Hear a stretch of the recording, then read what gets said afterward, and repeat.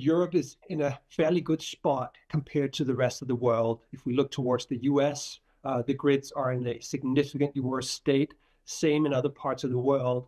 That said, we are entering a new era where the amount of threats and challenges for running stable electricity grids are on the rise.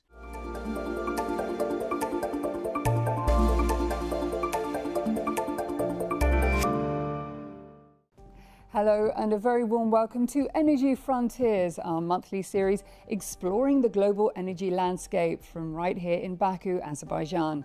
This month we're asking, how do we build resilient networks for the future as electrical grids, transmission lines, oil and gas pipelines, ports and other energy installations are increasingly coming under threat, with hazards ranging from cyber to physical attacks to damage from extreme weather. We'll be putting all of these questions and more to Kristian Ruby, the Secretary General of Eurelectric. But first, here's a quick look at where we stand today.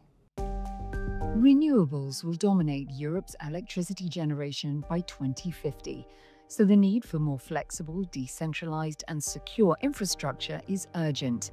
At the same time, cyber attacks on Europe's energy sector have surged, threatening the stability and resilience of critical systems.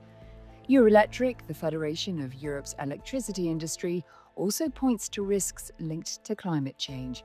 It says weather damage to aging grids has risen exponentially in recent years, underscoring the vulnerability of existing infrastructure.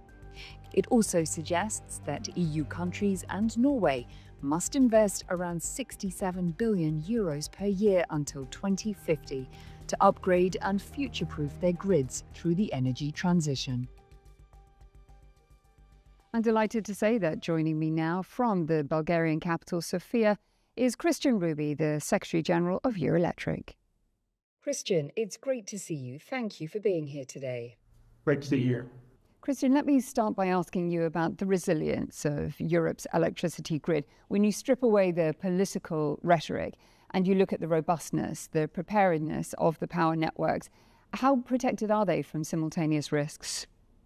So the answer is that Europe is in a fairly good spot compared to the rest of the world. If we look towards the US, the grids are in a significantly worse state, same in other parts of the world.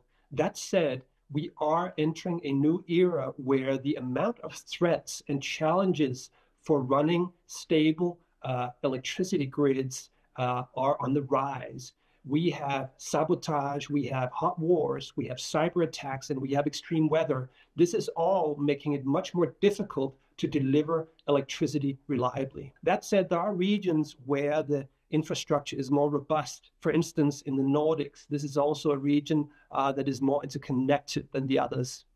You advocate for decentralization and greater flexibility, but some critics might say that that simply shifts the risks from central grids to millions of poorly regulated local ones. The technological development is basically putting us in a situation where a lot of things are decentralizing by themselves. We have millions of new generation sites entering the grid, and there's no stopping that because this is the most cheap and most available technology.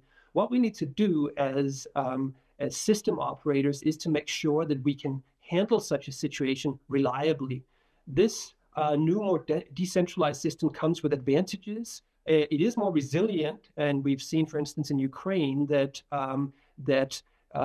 it is easier to bomb a centralized power plant rather than a whole bunch of decentralized solar installations. So there are also upsides when it comes to the resiliency of a more decentralized system. But the challenge we have in Europe is to make sure that this very decentralized system also operates in a reliable way. And this is where the centralized machines come in to make sure that there is system stability and that there is backup if the sun goes away or the wind is not available. Would you say that the war in Ukraine has permanently shifted energy mindsets, not least in terms of how we protect our energy networks? I was in Ukraine earlier this year to visit a power plant that had been bombed more than 10 times throughout the 3 years of war. And it was just amazing to see exactly what that means to work at a plant that is actively being targeted in a war situation. The roof was missing. walls and windows have been blown out, pylons were wrought in grotesque shapes, really massive destruction at this site. And I don't think that this level of destruction has really dawned on European operators. But I do think that there is a need to understand that we have to have a level of preparedness. We need to move into a different type of operation when it comes to planning, exercising, and having direct contact to the authorities. We are in a different space than we used to, and we do see that in these war situations, civil infrastructure is being targeted just because it's so important for society and its ability to defend itself. Tell me more about the risk of replacing one dependency with another as we move increasingly away, we hope, from fossil fuels. Are we not looking to be more dependent on rare earths, lithium, cobalt, for example? This is certainly something we need to be aware of, and this is also why that we shouldn't walk into a single technology path for the energy transition. That said, I think it's important to underline that there are a number of very strong European supply chains in the electricity space. We have a strong wind industry in Europe. We are very good at producing gas turbines. We have a lot of manufacturing sites for grid equipment, transformers, cables, et cetera, And we also have a nuclear industry. So there are a number of European industries that can gain directly from this. And then we need to gauge carefully the other stuff we import so that we don't replace one dependency with another. Lastly, Kristian, if you had just 1 minute to meet and brief negotiators and policymakers on the ground in Brazil at COP30, what would you urge them to prioritize? It's a good question. I think there's some very interesting developments in the climate negotiations where for the first time the focus begins to shift on clean energy infrastructure such as renewables, as grids, et cetera. That's a very welcome development. The other thing where we could do more is our interconnectors with our neighbors.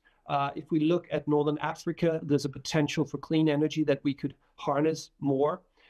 If we look towards Turkey, for instance, or other neighbors, there is a potential to work more together and trade energy more than we're doing today. That's all we have time for, Kristian, but thank you so much for joining me from Bulgaria. Thank you. Pleasure to be here.